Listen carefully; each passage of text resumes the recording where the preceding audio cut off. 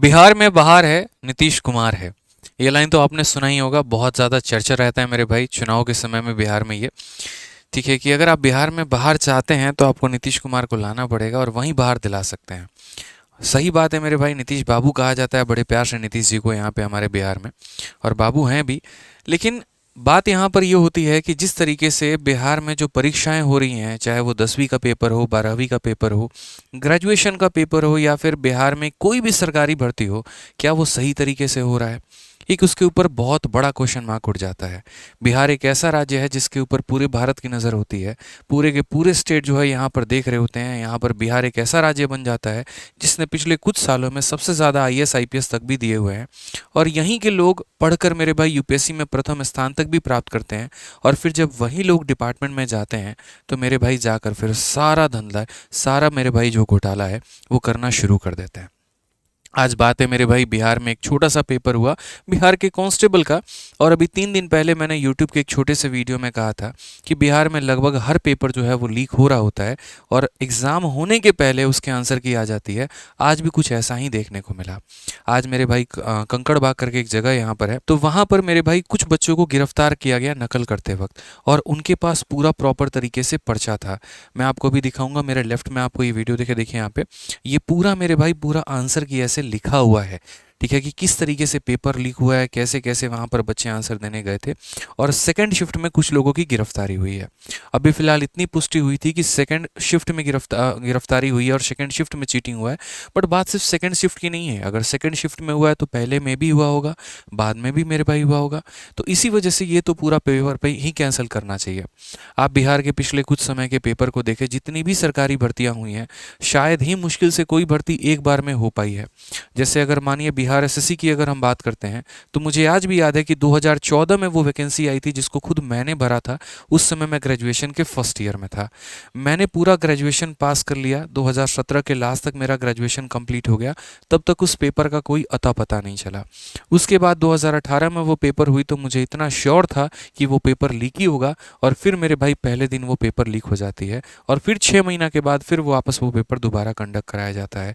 और दोबारा जब पेपर कंडक्ट हो रहा होता है तो उसमें भी काफ़ी सारे सीट जो हैं वो पहले ही बिक गए होते हैं और बड़ी मुश्किल से 10% या 20% जो सीट है वो जेन्युइन कैंडिडेट को दिया जाता है। एक बहुत बड़ी सच्चाई है बिहार में कि यहाँ पर अगर कोई भी पेपर हो रहा होता है तो उसके सारे सीट जो हैं लगभग लगभग जो है पहले से बिक चुके होते हैं। और जो एक सफल उम्मीदवार है, जो अपने दिल से जो काफ़ी कड़ी मेहनत कर रहा होता है, उसको वहाँ पर वो सीट मिलने की संभावना कम होती है।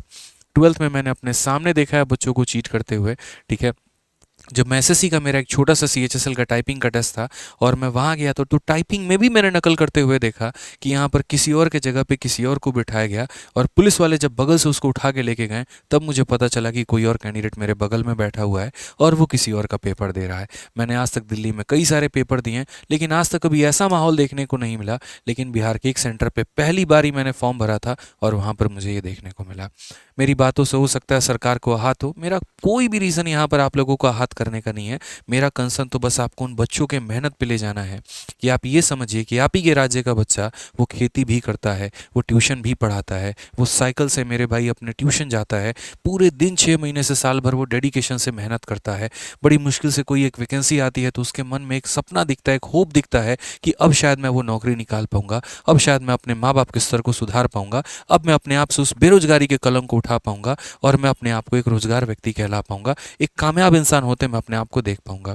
उसके लिए वो सुबह उठते ही फिजिकल की तैयारी शुरू कर देता है, जितने गेस्ट पेपर होते हैं वो सब पढ़ना शुरू कर देता है। एक छोटा सा कमरा लेके उसी में खाना बना के खा रहा है, उसी में पढ़ रहा है, दोस्तों के साथ वो सेट लगा रहा है, बड़ा हंसी खुशी वो सेंटर पे पेपर देने जाता है। और जब वो पेपर देने जाता है तो पता चलता है कि सबके पास आंसर की है, सिर्फ उसी के पास आंसर की नहीं है। पेपर देके जब वो निकलता है तो पता चलता है पूरा का पूरा पेपर ही लीक हो गया है। बात यहाँ पेपर कैंसिल करने की भी नहीं है। आप एक बात को समझिए कि यहाँ पर एक पेपर देने जाते वक्त भी है ना, अगर 100 रुपये या 150 रुपये की ट्रेन की टिकट होती है ना, तो बच्चों के पास वो 100-150 रुपये भी नहीं होते कि वो ट्रेन की टिकट कटा के, चाहे जनरल में लटकते किसी भी तरीके से ज़मीन पर बैठ के लेट के लोगों से रिक्वेस्ट करके कहीं पे वो सीट लेके जाते हैं अपना पेपर देने। उनका इतना समय बर्बाद होता है, उनका ऊर्जा बर्बाद होता है, उनका पूरा का पूरा पैसा बर्बाद होता है और फिर अपने ही पेपर के लिए उनको वापस से एक धरना भी देना पड़ता है, लाठी खाने पड़ते हैं, गाली खाने पड़ते हैं पुलिस वालों के, घसीटा जाता है उनको सड़कों पे कि भैया फिर से पेपर हमारा करवा लो। मतलब या तो सरकार की मंशा ऐसी है कि ठीक है हम तुमको एक ही वैकेंसी के लिए 4 साल तक तड़पाएंगे, पहले तो हम पेपर का जुमला निकालेंगे, फिर हम पेपर लीक करवाएंगे, तुम परेशान हो जाना, फिर उसके बाद तुम मेरे पास रोते रहना, फिर पहले 1 साल तक तुम कैंपेन करना, रोना गाना, तब फिर से तुम्हारा हम पेपर करवाएंगे और हम तुम पे इतना निचोड़ देंगे, इतना निचोड़ देंगे कि लास्ट में तुम बोल दोगे मालिक बस रिजल्ट दे दो, यहाँ पे किसी भी तरीके से दे दो, ताकि वो 10-20% जो जेन्युइन बच्चा है उसका घर बच जाए, क्योंकि 80% सीट तो बिक रखा है। तो अगर यही स्तर रहा ना तो शायद नीतीश जी, मेरी आपसे बड़ी रिक्वेस्ट है, हम इस तरीके से तो आगे नहीं बढ़ पाएंगे।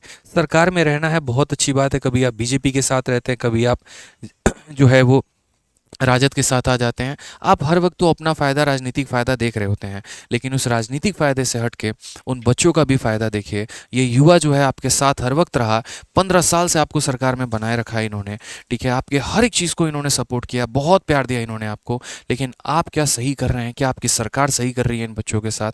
आप एक बार मुड़कर उन बच्चों का स्ट्रगल देखिए, एक बार उनकी मेहनत देखिए, आपको खुद ब खुद समझ में आ जाएगा कि सही हो रहा है कि गलत हो रहा है। आपसे अनुरोध है कि कृपया अपने सिस्टम को सुधारें, क्योंकि जिस तरीके से चीज़ें चल रही हैं ना, हम सही शिक्षा का स्तर उन्हें नहीं दे रहे हैं, और अगर शुरू में ही बच्चा अगर सही तरीके से नहीं पढ़ेगा ना, तो आगे चल के उसकी स्थिति इतनी ख़राब हो जाएगी, इतनी ख़राब हो जाएगी कि वो एक अनपढ़ लोगों में काउंट होगा। सिर्फ पढ़े लिखे से, साइन करने से कोई लिटरेट नहीं हो जाता है, उसके पास उसका सही ज्ञान होना भी बहुत ज़रूरी है, समाज में एक अच्छा इंसान बनना भी उसका बहुत ज़्यादा ज़रूरी है। अगर हम एक 10वीं फेल को इंस्पेक्टर बना दे और मेरे भाई एक पढ़े लिखे इंसान को हम बेरोजगारी रहने देना, तो मेरा दावा है कि वो 10वीं फेल कभी भी उस पढ़े लिखे चोर को पकड़ ही नहीं पाएगा, और ये बिहार में धीरे धीरे जो है भ्रष्टाचार और यहाँ पर क्रिमिनलिज्म को बहुत ज़्यादा बढ़ावा देगी, ठीक है, और इस लेवल पर आ जाएगी कि आपकी सरकार वहाँ पर विफल हो जाएगी और कुछ नहीं कर पाएगी। तो अनुरोध है मेरा कि इसके ऊपर एक तगड़ी कार्रवाई करिए, इस पर एक कमेटी बिठाइए, और जो भी यहाँ पर जो मामले के दोषी पाए जाते हैं उनके ऊपर सख्त से सख्त कार्रवाई हो, और आगे से आप ये सुनिश्चित करें कि चाहे कोई भी सरकारी भर्ती हो या कोई और भी पेपर हो तो उनके साथ ऐसा गलत ना हो। साथ में मेरा एक और सुझाव है कि यहाँ पर जिस तरीके से आप देखते हैं कि एसएससी हो गई, बैंकिंग हो गई और सभी परीक्षा हो गई, वो अपने आप को ऑनलाइन सिस्टम में लेकर आ चुके हैं और सभी पेपर कंप्यूटर पर जो है वो आधारित हो चुके हैं कि कंप्यूटर पर हमें पेपर देना है, लेकिन अभी भी बिहार में जितने भी पेपर होते हैं वो सारे के सारे ओल्ड मॉडल पर है, ओएमआर शीट पर हैं, जिनमें चीटिंग होने की संभावना सबसे ज़्यादा होती है। तो आप इसके ऊपर भी कार्रवाई कर सकते हैं और यहाँ पर इस ओएमआर सिस्टम को बंद करके आप इसको ऑनलाइन सिस्टम में लेकर आ सकते हैं, ठीक है, जहाँ पर ये आपके लिए काफ़ी ज़्यादा मतलब सही रहेगा, जहाँ पर चीट होने की संभावना कम होगी, पेपर के लीक होने की संभावना कम होगी। एक सही वेंडर का चयन किया जाए जो पेपर को सेट भी करे, पेपर को कंडक्ट भी करवाए, जैसे टीसीएस है, और उस तरीके से वो आपको रिपोर्ट दे। और बच्चों से मेरा अनुरोध है कि भाई देखो, आप लोगों के सपोर्ट में हम हैं, जो भी होगा वो करेंगे। अगर कैंपेन करना है, किसी भी तरीके से कोई भी बात है, तो आपके सपोर्ट में हम हैं। ये पेपर कैंसिल होना चाहिए और यहाँ पर बाकी सभी बच्चों का जो है वो बेनिफिट होना चाहिए। आप लोग तैयारी करते रहिए, अपने आप को निराश मत फील करिए, इसके लिए जो भी संभव हो पाएगा वो हम लोग करेंगे। बाकी चैनल को सब्सक्राइब करके, वीडियो को लाइक करके अपना सपोर्ट जताएं, और ये वीडियो हर जगह पर शेयर करें, हर एक बच्चे के पास शेयर करें, क्योंकि इसमें आपकी आवाज़ है, ये आपके लिए बात कही गई है, आपके हक में बात कही गई है, तो इसका उठना बहुत ज़रूरी है। आप अलग अलग सरकार के ऑफिशियल्स को इसमें टैग करिए, क्योंकि जब तक हम इसे बड़ा मुद्दा नहीं बनाएंगे, जब तक ये लोगों तक नहीं पहुँचेगा, कुछ भी नहीं होने वाला है। सिस्टम सो रही थी, सिस्टम सोते रहेगी। किसी एक ने आवाज उठाया था और फिर वो मेरे भाई यूं दब हो जाएगा, खत्म हो जाएगा, उसकी बात को दूर तक पहुंचाने वाला कोई नहीं रहेगा। तो ये अगर आवाज उठाई गई है तो आपके लिए उठाई गई है, तो इसको दूर दूर तक पहुंचाइए और लोगों को टैग करिए, लोगों को शेयर करिए और सिस्टम को, इस बात को बदलने पे मजबूर करिए, ठीक है। बाकी मेरी बात से कहीं भी सहमत हो तो कमेंट करो जरूर करिएगा, और वीडियो को, चैनल को सब्सक्राइब करके अपना सपोर्ट जरूर दिखाइएगा। धन्यवाद।